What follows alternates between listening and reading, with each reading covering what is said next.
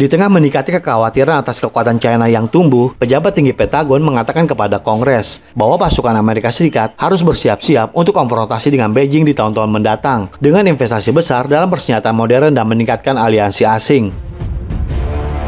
Jenderal Mark Milley, Ketua Kepala Staf Gabungan, mengatakan Republik Rakyat Tiongkok tetap menjadi tantangan keamanan geostrategis jangka panjang nomor satu kami. Tetapi sekali lagi saya katakan bahwa perang dengan China tidak bisa dihindari atau segera terjadi. Milley muncul bersama dengan Menteri Pertahanan Lloyd Austin untuk meyakinkan subkomite alokasi Kongres tentang rekor permintaan anggaran Pentagon sebesar 842 miliar dolar Amerika Serikat yang mewakili peningkatan 3,2% selama tahun fiskal saat ini. People, readiness now and readiness in the future through modernization is our number one priority, and there is no other number one. Sebagian besar kesaksian mereka dan pertanyaan anggota parlemen berkisar pada ancaman yang ditimbulkan oleh China. Administrasi Biden bahkan telah menyebut Beijing sebagai tantangan bolak-balik yang memiliki potensi untuk membentuk kembali tatanan internasional. Mereka menganggap China telah mengumpulkan kekuatan ekonomi dalam beberapa tahun terakhir dan telah menjalin hubungan dekat dengan pemerintah di Afrika, Amerika Latin, Asia Tengah, dan Asia Tenggara. Strategy-driven budget and one driven by the seriousness of our strategic competition with the People's Republic of China. Amerika Serikat merespon dengan memperkuat aliansi di seluruh kawasan Asia Pasifik dan mengirimkan pasukan dan senjata tambahan ke tempat-tempat seperti Guam dan Filipina sambil memperkuat hubungan militer dengan Australia dan Jepang. Austin juga mengatakan bahwa permintaan anggaran Pentagon mencakup peningkatan 40% untuk apa yang disebut Inisiatif Pertahanan Pasifik Administrasi Biden yang bertujuan untuk melawan ekspansi militer China di kawasan Pasifik. Dan baru-baru ini, Kongres Amerika Serikat telah mengesahkan RUU anggaran Pentagon ini. Undang-undang tersebut mengatakan bahwa Amerika Serikat harus meningkatkan kemampuan militer dan bersiap-siap untuk berperang dengan China kapan saja. Dan pada saat yang sama juga, disebutkan bahwa Amerika Serikat fokus pada perang teknologi dengan China. Menurut para ahli, Amerika Serikat putus asa dalam menghadapi kecemasannya dan telah menciptakan basis untuk Perang Dunia Ketiga. Dan di episode kali ini, kita akan membahas bagaimana Amerika Serikat mempromosikan perang.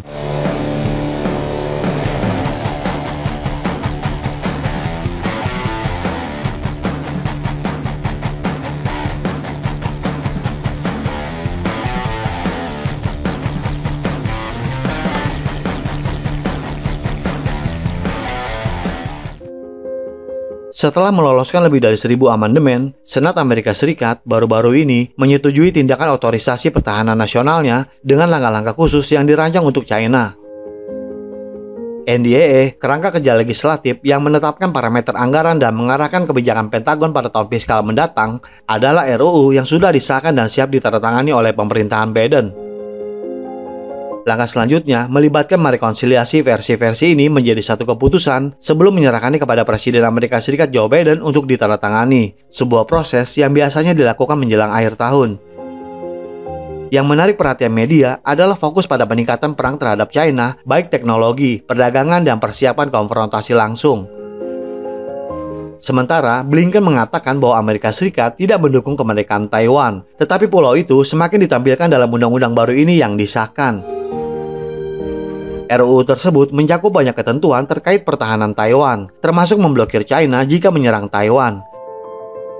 Lebih jauh lagi, untuk pertama kalinya, The NDAA khususnya menyerukan kepada Menteri Luar Negeri dan Pertahanan Amerika Serikat untuk menetapkan strategi evakuasi non-kombatan untuk Taiwan. Hampir keseluruhan RUU ini menargetkan China dan Taiwan, memperjelas di mana letak kepentingan pertahanan Amerika Serikat dan apa yang sedang dipersiapkannya. Mereka juga memperjelas bahwa sektor pertahanan Amerika Serikat harus tahu lebih banyak tentang apa yang dilakukan militer China. Undang-undang baru ini juga ingin membantu Taiwan menjadi lebih baik dalam mempertahankan diri. Mereka ingin melatih militer Taiwan dan membuatnya menjadi lebih kuat. Mereka juga berpikir untuk bekerja sama dengan Taiwan, bahkan ingin mengundang Taiwan untuk bergabung dengan kelompok besar latihan militer yang disebut RIMPAC. Dan ini juga untuk pertama kalinya Amerika Serikat ingin bekerja sama dengan Taiwan untuk menjaga keamanan jaringan komputer mereka dari serangan cyber.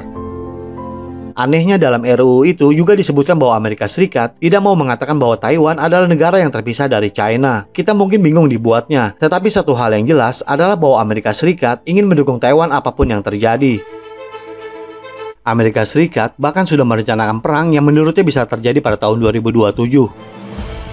Padahal, Amerika Serikat adalah negara yang berpengaruh dan dapat menggunakan kekuatannya untuk perdamaian. Tetapi Amerika Serikat sangat bersemangat menggunakan kekuatannya untuk perang. Bahkan, jika China siap untuk tidak menyerang Taiwan, Amerika Serikat siap menyerang China. Tetapi pertanyaannya apakah China akan menyerang Taiwan atau tidak pernah diungkapkan atau didiskusikan. RUU ini juga berbicara tentang teknologi China, dan Amerika Serikat tidak ingin perusahaannya berinvestasi di teknologi China. RUU tersebut meminta perusahaan Amerika Serikat untuk meminta izin terlebih dahulu ke pemerintah Amerika Serikat jika mereka ingin berinvestasi di bidang teknologi penting China. Senator Schumer, pemimpin mayoritas Demokrat, mengatakan negara-negara yang memanfaatkan teknologi seperti kecerdasan buatan dan komputasi kuantum serta inovasi yang belum terlihat akan membentuk dunia menurut citra mereka. Entah kita bisa menyerahkan jubah kepemimpinan global kepada musuh kita, atau kita bisa membuka jalan bagi generasi kepemimpinan Amerika lainnya. Langkah tersebut yang intinya adalah kolaborasi antara Mr. Schumer dan Senator Todd Young dari Republikan Indiana. Sementara beberapa perusahaan melawan keinginan Amerika Serikat, bahkan Elon Musk mengatakan mereka harus bekerja sama dengan China. Amerika Serikat ingin mengawasi perkembangan militer China. Mereka sangat ingin tahu teknologi baru apa yang sedang dibuat Tiongkok. Tidak jelas apa maksudnya mengawasi China, tetapi Amerika Serikat akan menemukan cara licik untuk bisa melakukan itu. RUU tersebut juga menyarankan militer Amerika Serikat untuk melakukan latihan perang dengan negara-negara seperti India, Jepang, dan Australia di Samudra Pasifik. Undang-undang ini akan mempromosikan lebih banyak larangan China di tahun-tahun mendatang, dan hal-hal juga akan menjadi sulit bagi orang-orang Tiongkok yang tinggal di Amerika Serikat. Amerika Serikat semakin menyebarkan kebencian terhadap China, dan RUU itu adalah hal terakhir yang dapat dilakukan oleh Amerika Serikat. Ini menjelaskan bahwa langkah terakhir Amerika Serikat adalah berperang dengan China untuk menutup kemaluannya atas kekalahan dalam perang dagang dan perang teknologi. Amerika Serikat seharusnya tidak menjadikan perang dingin ini sebagai awal dari perang dunia ketiga. Semua ini telah menjelaskan kepada kita mengapa China memberlakukan larangan pada ekspor logam penting seperti gallium dan germanium.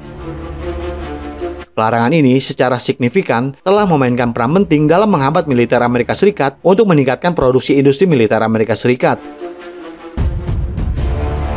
Sikap Amerika Serikat ini mengingatkan kita akan bahaya perang yang ditimbulkan. RUU tersebut telah mengisyaratkan dengan jelas bahwa Amerika Serikat berencana membuat asap dan kehancuran.